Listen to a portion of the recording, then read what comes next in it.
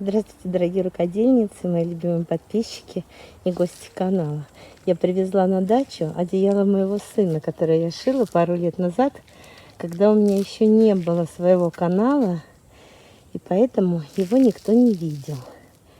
Я его привезла постирать и посушить на солнышке, потому что скоро осень, и я подумала, пусть у него солнышком пахнет одеяло.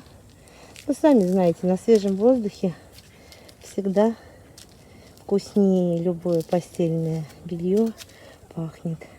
Вот так оно так простегано, простенько. Вот с этой стороны оно фланелевое. Там такая вот фланелька. Здесь внизу у меня вылезли на дорожку. Я их, чтобы треска не затоптала, вот так вот оградила от всего. Если чуть-чуть повыше подтянуть одеяло, то будет с тыквами сочетаться. Ну так, просто я решила показать коротенькое видео. Может быть, кому-то пригодится вам для идеи. Здесь я полосочки нашивала на бумагу сначала, потом бумагу снимала, вшивала. Кружочки — это аппликация.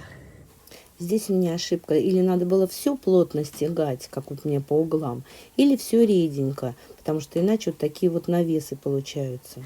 Но в целом выглядит неплохо. С верхней стороны, ну это боковая сторона получается наверху, тоже такие же кружочки разноцветные. И вот еще одно одеяло. Это я шила мужу в подарок. Вот такое. Там простой хлопок на обратной стороне. Тресси всегда там, где движуха какая-то.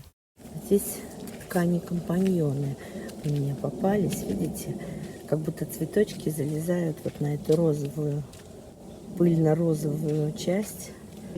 Ну вот я здесь хочу сказать, я здесь использовала все подряд, что у меня было. И вот посмотрите, здесь вот шторная ткань, видите, сейчас резкость, оно какими катышками прямо пошло. Все-таки лучше использовать хлопковые ткани для одеяла.